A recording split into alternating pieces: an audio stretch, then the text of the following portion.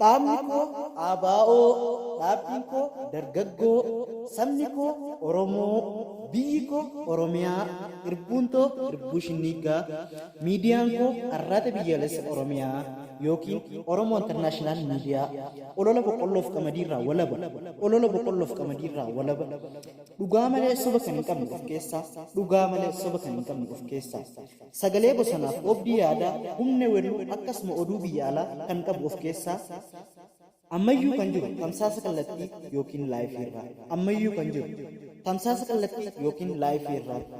Oromoo taanaan ammarraa kaasee deem fooloo godhe arraata biyyaalessaa. Oromoo taanaan ammarraa kaasee deem fooloo godhe arraata biyyaalessaa.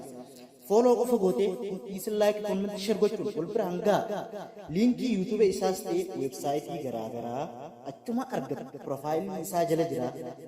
Liinkii yuutuuba isaas ta'e weebsaayitii garaagaraa achuma argatu piroofaayilii isaa jala jira. Arraata biyyaalessa Oromiyaa gabaabsinuun barreesse qubee sadii ABO qofa. ABO maal akka ta'e ni beekta hiikka isaa. ABO maal akka ta'e ni beekta hiikka isaa. Kanaafuu ammarraa kaasee deem fooloo godhe arraata biyyaalessaa. Kanaafuu ammarraa kaasee deem fooloo godhe arraata biyyaalessaa.